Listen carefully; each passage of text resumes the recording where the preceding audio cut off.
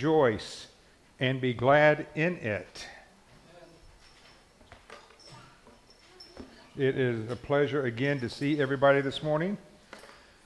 I hope you've had a good week. Sometimes they're not, but it's still a week that the Lord has given us. We are continuing our study in Ecclesiastes. We will be starting or going through the second chapter this morning. I have typed Ecclesiastes enough in the last 2 weeks I can finally spell it without having to look at the word to get it right. It's not an easy word to remember, but I finally got it down. Now, most scholars believe, again, that King Solomon wrote this book. We don't have anything in the Bible or in the book that states so, but as we will see today, the inference says that the writer, who refers to himself as the teacher, leads us to believe that it is King Solomon, talking about his wisdom and his wealth and everything else. It points to King Solomon. But again, the Bible does not say. He starts off in chapter 1, just briefly, talking about how vanity of vanities, that everything is a vanity, that it doesn't last long. He talks about last week in chapter 1, dealing with how the sun rises in the east and sets in the west, and a few hours later it comes up in the east and goes down in the west, and it's just the same thing over and over again. That it's just a vanity. He talked about how, the water starts at the top of the mountain and comes down as just a small little stream and gathers up with rivers, and they go into the ocean all around the world. But yet the ocean doesn't get any higher. Yes, it has tides pulled by the moon, but you would think with all those millions of gallons of water every single day poured into the ocean that it would overflow like a bathtub. But no, it evaporates from the sun and goes into the clouds, and those clouds go up to the mountains again, and it rains, and the process just goes over and over, and it's vanity. It's all in vain. It doesn't really mean anything. The same thing goes on and on and on. And that's kind of the prospect and what he talks about, that it's vanity. Well, today he's going to start talking about his own life and how things that he has done in his life have been in vain. And again, vanity, it's used in the New King James Version. The original Hebrew word was hevel, Hevel. And the word hevel meant vapor or smoke. Okay? And you see smoke, you see vapor. I always remember when I lived in Kashmir and I would leave out of Kashmir and go east towards Wenatchee, there was at that time a treetop, I think it was, apple juice factory there. And at night, there would be the steam coming out of the vents, and it would go up and it would be just billowing white, and then it would just disappear. And that's what he's talking about, that vanity, it's a vapor, it's hevel, it's just smoke. And have you ever tried to reach up and grab smoke or a vapor or whatever, and you open your hand, and it's nothing. You can't grab it. And that's what he refers to quite a bit, that it's vanity. Everything is just vanity. It's smoke. It's vapor. It's something you can't grasp it. It doesn't last.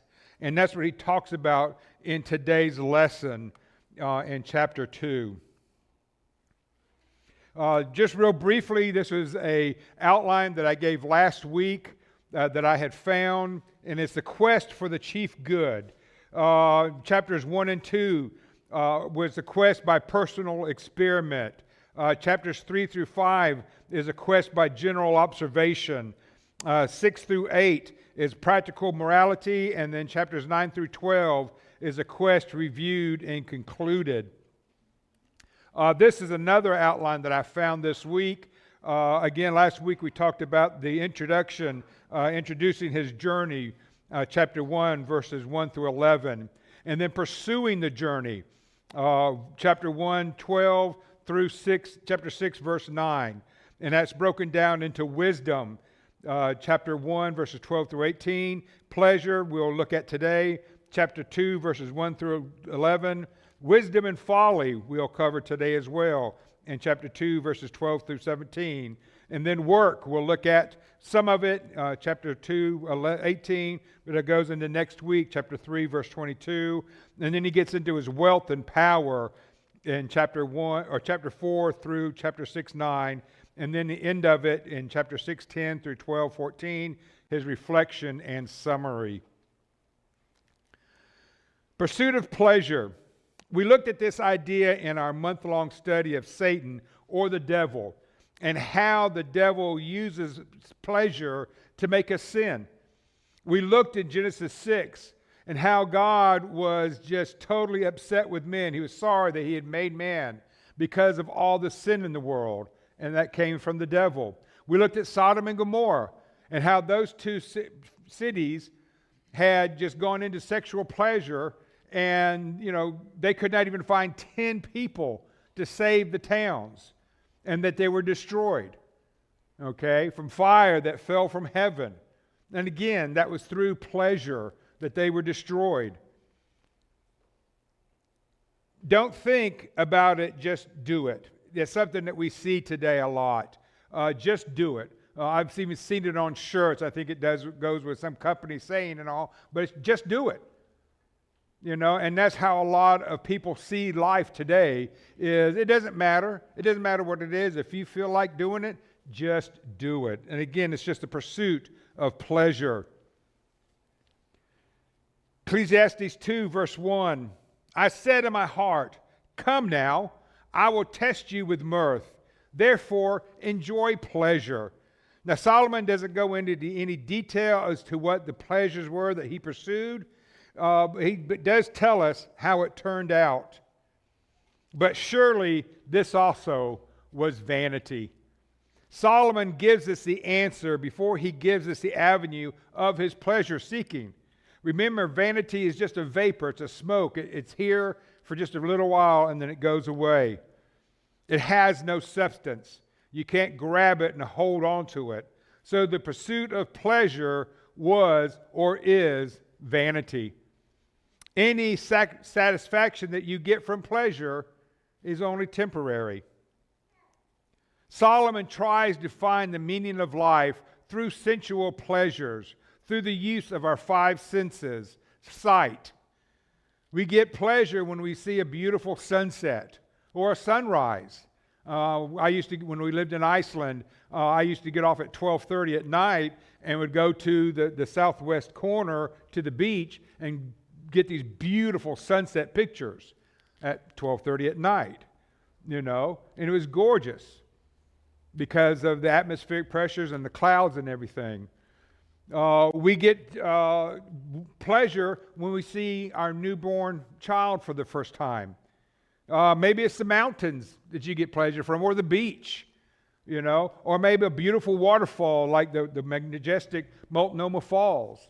Those are beautiful to see. Smell. It could take us back to a happier time, like the fresh-baked cookies that Grandma used to always make. Or maybe a hot apple pie. There are different things that make, our senses will take us back. Maybe a perfume or aftershave will take us back to our first date, the perfume that she wore. Hearing. We get a lot of pleasure, maybe from a song that we heard that takes us back to our high school days. The laughter of your kids, not the yelling and screaming, but the laughter. I know some people who they can't go to sleep unless they can hear thundering and lightning or raindrops. They'll have a sound, a CD they play that does the soothing sounds of raindrops so that they can go to sleep. What about taste? Fresh strawberries or chocolate or strawberries dipped in chocolate, hot apple pie again. There's a lot of things, a thick, juicy steak. Some people, that's pleasure to them is sinking their teeth into a medium rare steak. Touch. And I'm not talking about our hands, but, the largest organ in our body, our skin. I like when I go through Walmart and they have these blankets on sale, and usually an end cap. And when you touch them, it's like they don't exist. They're so soft and just to me, I go by and I have to touch it because it's just nice to feel. Maybe for you it's a hot towel that comes out of the dryer. holding on to someone's hand, holding your grandson's hand. I got to hold my granddaughter's hand yesterday as we walked down through town. Maybe a kiss. But we have a lot of senses that we can, we get pleasure out of our five senses. Now, think of any one of these pleasures or fond memory that comes to mind from these senses. But how long does it last? It's just a fleeting moment, isn't it? It's just a fleeting pleasure. The beautiful sunset until it goes, behind the ocean, when it's gone. That slice of grandma's hot apple pie is fantastic until she brings out maybe the cherry pie, and you forget about that hot apple pie. That hot towel that you got out of the dryer is great until it gets cold. The pleasures that we enjoy are fleeting. And that is what Solomon is saying, that pleasures are great, but they go away. They too are a vapor. All is vanity. Verse 2, I said of laughter, madness, and of mirth, what does it accomplish? I searched in my heart how to gratify my flesh with wine, while guided my heart with wisdom, and how to lay hold on folly, till I might see what was good for the sons of men to do under heaven all the days of my life. But all was vanity. Solomon tries laughter. We all enjoy great laugh, don't we? I heard a story one time that I just started laughing uncontrollably.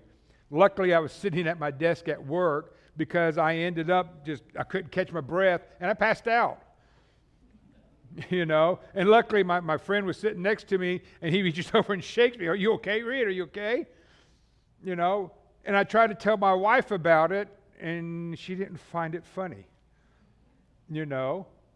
Have you ever seen the movie Money Pit? I think it's with Tom Hanks, and it's about this house that they bought. My wife's, and this house that he bought, and all the money was sneaking into it. And I've seen it 4 or 5 times, and I laugh every time I see it till my side hurts. And I'll look over at Kathy, and she's looking at me. He's like, "What's so funny?" But to me, it's hilarious. I love that movie, The Money Pit. Especially when there's a carpet on the second floor and he steps on it, there's a hole, and he sinks down into it, and this is all he can do. He's yelling and screaming for his wife, and he sits there all day long, and there's nothing else he can do. It's just hilarious. But she doesn't see it that way. And for me to explain it to you, you probably wouldn't get it either, because you're not watching it, and that might not be the kind of comedy that you like. But that's how pleasure is. It's great for this short time, but the next day, it's gone. Or for me to try to explain it to you, you don't get it. And that's what Solomon is talking about here.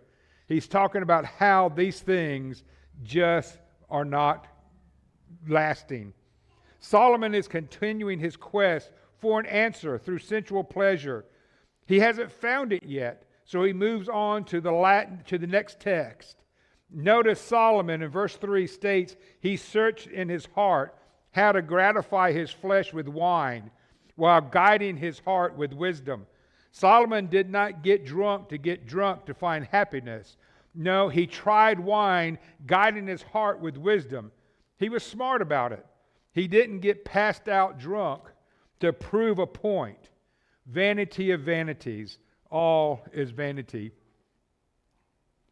Verse 4, I made my works great. I built myself houses and planted myself vineyards. I made myself gardens and orchards, and I planted all kinds of fruit trees in them. I made myself water pools from which to water the growing trees of the grove. We all know how satisfying it is to build something or to make something with our hands. It is a great accomplishment to take bits and pieces and to build something and then look back at it with pride. Or to work with our hands in the garden or in your yard and grow vegetables and have flowers bloom.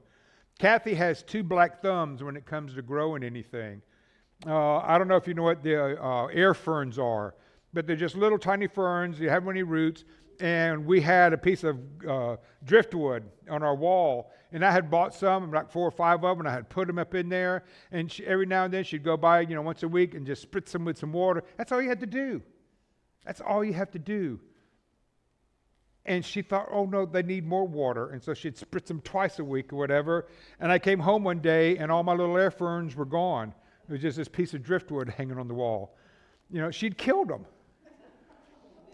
We had a plastic plant that kept losing leaves. Come to find out, the cat was pulling them off, but I still blamed her for it, But this year, she decided to grow tomato plants from seeds. And she started them in the house, and they, grew up, 3 or 4 inches tall, so she moved them outside. Now they're like 3 feet tall. We've got all these little green tomatoes that we should have good, nice, ripe tomatoes by Christmas at the rate they are growing. But she's had pride in them. She loves them. She goes out there twice a day and waters them. And, oh, look, there's a flower. And, oh, look, here's a tomato. And, and it's just great. She's taken pride in being able to do that. And she hasn't killed them yet. So it's great, But it's, we take pride in being able to do that. And that is what Solomon here, the writer, the teacher, is talking about. All these things that he did to get pleasure. To get pleasure.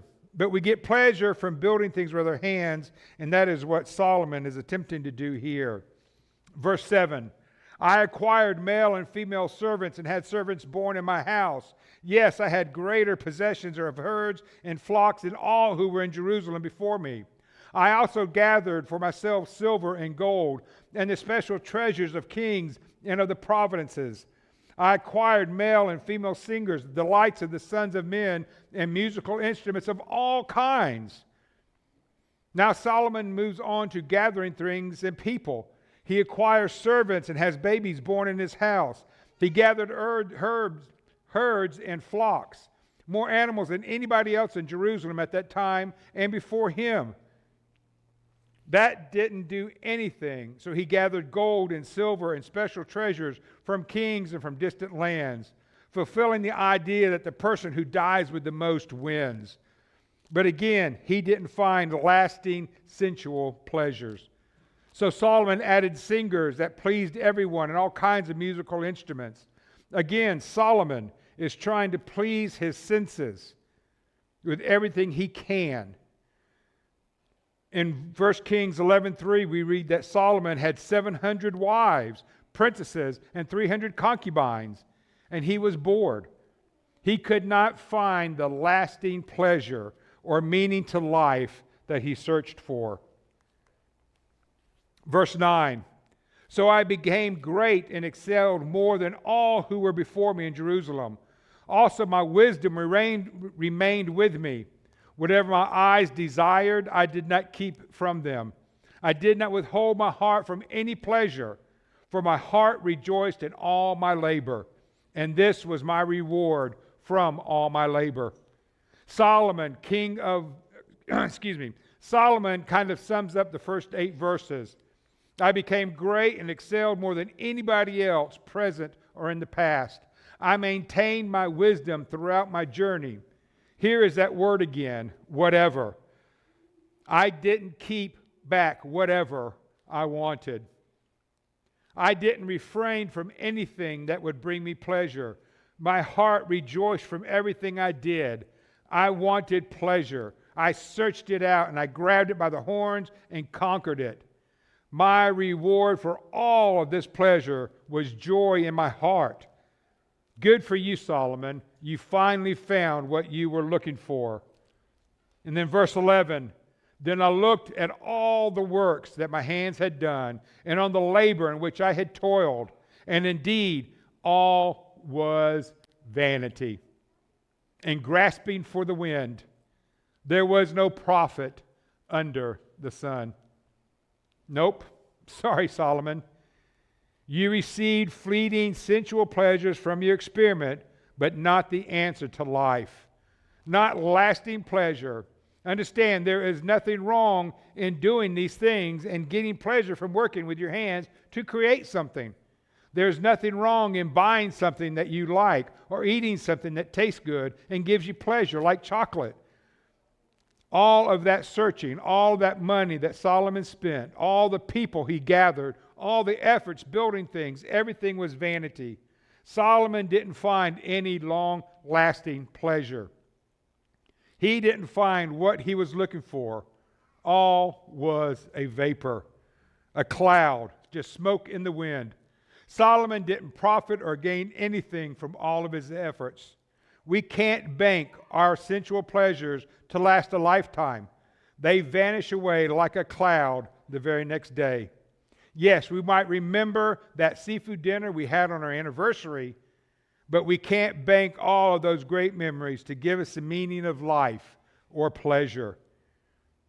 The old saying that money can't buy you happiness is proven over and over and over again.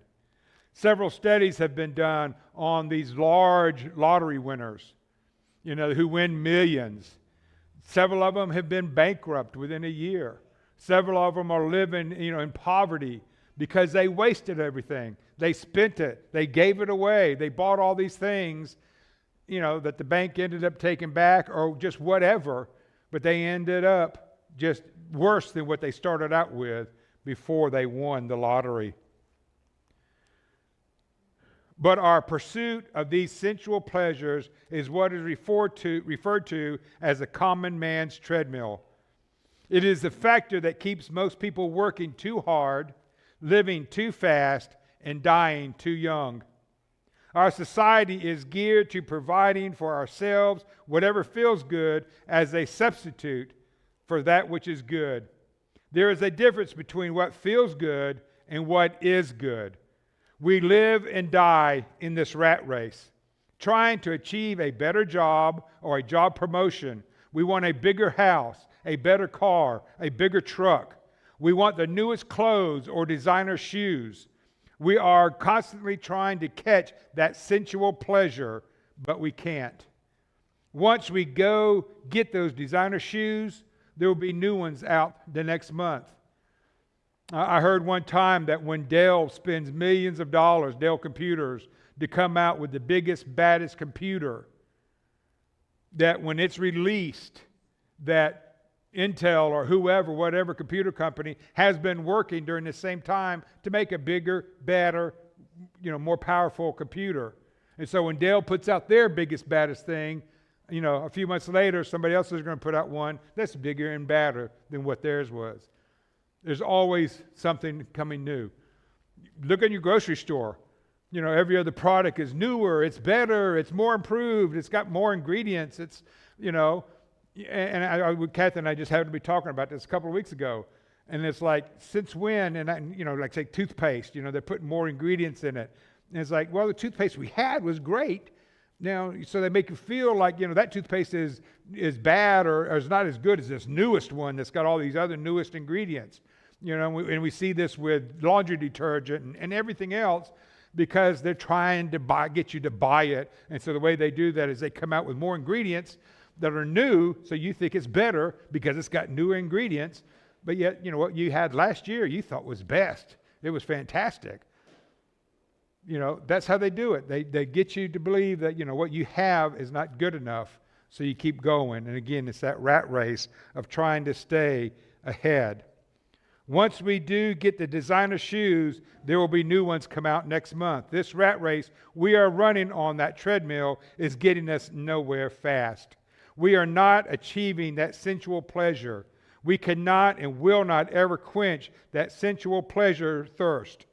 The race we should be on is a race for the crown of life. In 1 Corinthians 9, verses 24 and 25, do you not know that those who run in a race all run, but only one receives the prize? Those who come across that line first. Run in such a way that you may obtain it, and everyone who competes for the prize is temperate in all things. Now they do it to obtain a perishable crown, but we, as Christians, are racing for an imperishable crown. This is the difference between sensuality and spirituality, between sensual pleasures that last for a moment like a vapor and eternal spirituality, which is the home in heaven. Moving on to verses 12 through 14. Then I turned myself to consider wisdom and madness and folly.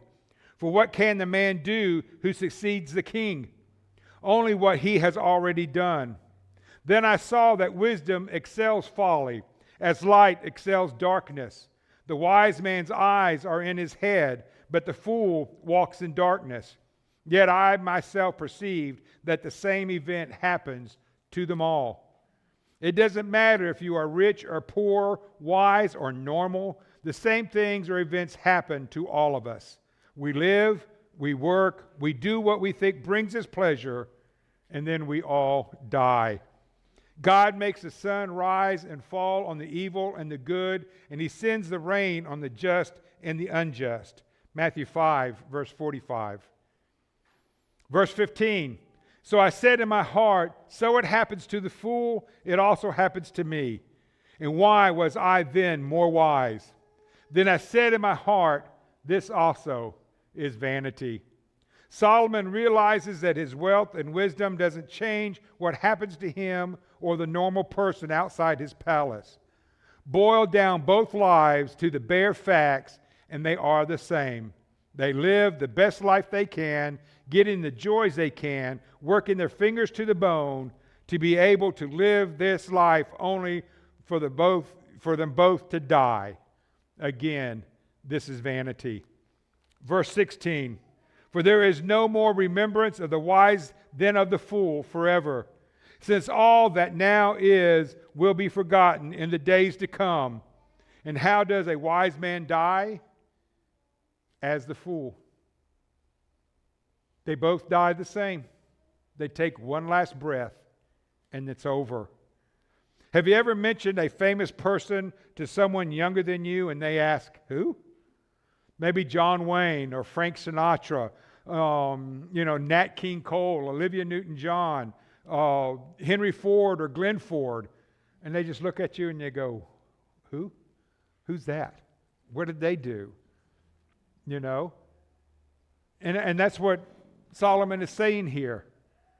You know, it doesn't matter years from now, we're going to be forgotten more than likely. And it's kind of hard to think about because we want to be, known forever, for our accomplishments, through our family. I mean, look at your own family. How many generations can you go back that you can remember, unless you do genealogy like I do, but how far back can you remember the people in your own family? 1 or 2 generations usually. And that's what Solomon is saying here. It's all vanity. It's all a vapor. That's all we are. The same goes for normal people who never made it rich or famous or made a name for themselves. We all die and we are all forgotten in a few years. So everything we do on this earth is a vapor, a cloud. We are nothing but dust in the wind in Kansas. Solomon is realizing how futile his life is, and he gets mad and hates his life. Verse 17, therefore I hated life because the work that was done under the sun was distressing to me, for all is vanity and grasping for the wind. Then I hated all my labor in which I had toiled under the sun, because I must leave it to the man who will come after me. And who knows whether he will be wise or a fool. Yet he will rule over my labor in which I toiled and in which I have shown myself wise under the sun. This also is vanity. I am sure you all know of stories where somebody's life's fame, glory, wealth, and riches were divided up amongst their family when they died. And a lot of times, those family members, again, just took the money, the wealth, the things that they were given, and it's gone in a year, maybe 2. All their family's hard work, their parents' hard work, staying up nights, sleepless nights, working their fingers to the bone, working 60 hours a week, to make their business work, for them to die be given to their kids, and then their kids squander it. That's what Solomon's talking about. It's all vanity. It's all vain. It's all wind, or dust in the wind. This is what Solomon is stating here in his realization. Solomon dies and leaves his wealth, his temple, his vast real estate, his livestock, his groves, his ponds that he talked about earlier, to his son Rehoboam. Rehoboam, within a year, has a civil war that he starts in his country. It gets divided north and south. He takes all of his riches that his father worked so hard to get, all those things we just read about. And his son Rehoboam has to liquidate it and give money to the Egyptians and other countries around him to protect his borders, because he's being fought after. People are trying to take his country from him. In 1 year, Rehoboam loses everything that Solomon has spent a lifetime getting together. So what Solomon talks about here, his greatest fear, comes to be through his own son. He loses everything, which of course is not his, it's his son's, but his son loses all of his everything, his great wealth, within 1 year. Verse 20, therefore I turned my heart and despaired of all the labor in which I had toiled under the sun. For there is a man whose labor is with wisdom, knowledge, and skill, yet he must leave his heritage to a man who has not labored for it. This also is vanity and a great evil. Now that verse reminded me of John 10, verses 11 through 13. And this doesn't really apply the same way, apples and apples, but this is where my mind went when I read that scripture. In verse 11, talking about the good shepherd, I am the good shepherd. The good shepherd gives his life for the sheep. But a hireling, he who is not the shepherd, one who does not own the sheep, sees the wolf coming and leaves the sheep and flees. And the wolf catches the sheep and scatters them. The hireling flees because he is a hireling and does not care about the sheep. This is what Solomon is stating. A man who doesn't have a vested interest in his vast riches, but he won't care about the wealth and his creations like Solomon did. The same is true of the hireling who is not in charge. I mean, he's in charge of the sheep, but they're not his sheep. So when the wolf comes in, he throws up his hands and runs. He's more cared about his life than the sheep. Whereas the shepherd would offer his life to take care of those sheep. And that is what Solomon is talking about here, that he's going to take care of his belongings better than somebody who's going to inherit them. Going on in verse 22, for what has man for all his labor and for the striving of his heart with which he has toiled under the sun? For all his days are sorrowful and his work burdensome. Even in the night his heart takes no rest. This also is vanity. I had my own business several years ago, and I worked like crazy to try to get my business up and to keep it running. And I was installing home automation systems, so it was a specialty to try to convince home builders to put into their homes. And once they saw, how great it was, they wanted it. But I found out the hard way that you have to get businesses signed up so that when you got into winter, when it was a lean months, and a lot of construction stopped, that I didn't have any people set up. And so I ended up going from like this down to nothing. Well, I had brought on a friend to help me with the business aspect of running my business, because he had 10 businesses, so I figured he knew what he was doing. Well, whenever my company stopped, producing and we went to nothing, he bailed on me. And he left me with $10,000 IRS bill because he had not paid any of my quarterly income taxes. And again, he didn't care about my company because it wasn't his. To him, it was just another way to try to make money. So I ended up having to close my business down because of it. And that's what Solomon is talking about here, that somebody else is not going to care about what you have done because it's not his. A company owner will work night and day to make his or her company succeed. I know several owners of small businesses who would work all day long in their business, close the doors, and then go in and get the vacuum cleaner and clean their business and clean their toilets to save some money. But yet try to get an employee to come in there after hours and do it for free, and they're not going to do it because it's not their business. They don't understand that. Again, owning it takes on a different meaning. Solomon is stating that all the hard work that owners put into their businesses to make it survive, all the time that he spent away from his family, all those long nights and sleepless nights, were all in vain. It was all vanity, a vapor, smoke, a cloud.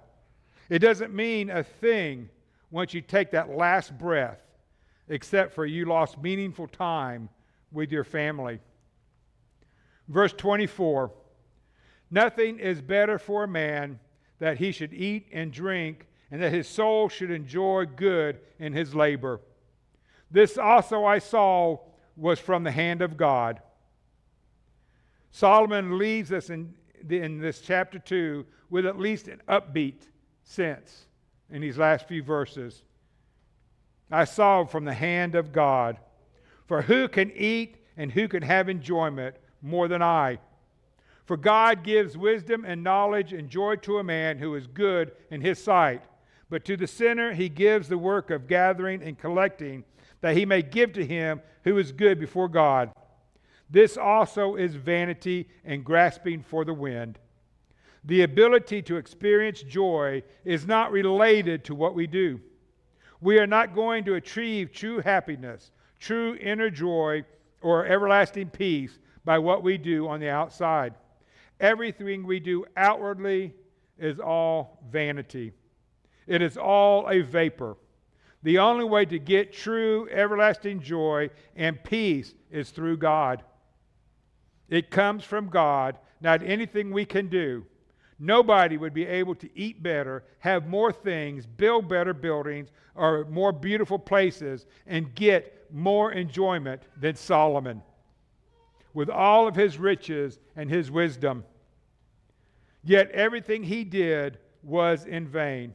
It was all a vapor, a cloud, just smoke.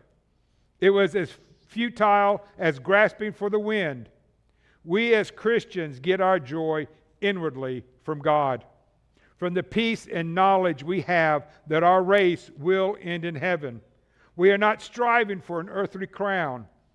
What our net worth is, how big our home is, how many toys we own. What is your success rating? No, that doesn't matter. None of that matters after that last breath. The only thing that matters is, do you believe in God? Have you lived a Christian life? Have you done the will of our Father who is in heaven? Matthew 7:21, and I know I bring this up a lot, but it's something that we need to understand. Matthew 7:21 tells us that not everyone who believes in God will go to heaven. Not everyone who cries out, Lord, Lord, is going to heaven. Only those who follow the teachings of Jesus. Only those who do the will of our Father in heaven. Only those who are baptized into Christ will make it into heaven. Just saying the sinner's prayer or asking God into your heart is not enough. You will not find that teaching in the Bible. That teaching was man-made, or should I say the devil-made, to get a lot of people to follow that teaching. It was not God-made. It is time for my weekly spoiler alert. I don't want to leave you with doom and gloom and despair and agony, okay? Because that's what we get when we read these chapters and listen to Solomon, that everything is vain. Everything you do is vain. It's all of just a vapor. It doesn't really matter. But he does in the last verses. Chapter 12, verse 13. Let us hear the conclusion of the whole matter, of everything he's talking about in these 12 chapters. This is the conclusion. Fear God and keep his commandments, for this is man's all. To fear God and to keep his commandments gives our life meaning. It gives us true life. It gives us something to live for and something to share with others. Our life here on earth, the things that we do, are a vapor. But our afterlife, what happens after Jesus comes again, now this is life. That will be the true existence, spending an eternity with God forever. That is what we need to be striving for. This is what we should be striving for in every single day of our life. Every vain thing we do in our life, in our daily life, is just a vapor. It's just a smoke. Okay? It is what we do with our life that matters. Notice those last 5 words. For this is mankind's all. That is all we need to worry about, to fear God and keep his commandments. Remember this statement tomorrow and Tuesday and Wednesday and next week and every day of your life, to fear God and to keep his commandments. Our goal is not to climb the corporate ladder or to make a name for ourselves. Our goal is to make it to heaven and to take as many souls as we can with us. This is our purpose and what gives our life meaning. Not what we do, but what we do for heaven. If there's any way that we can help you this morning, let us know. Let us pray for you if that's what you need. Or if you need to be baptized so you can have that promised home in heaven, we can take care of that. Please let your wishes be known and how we can help you as together we stand and sing.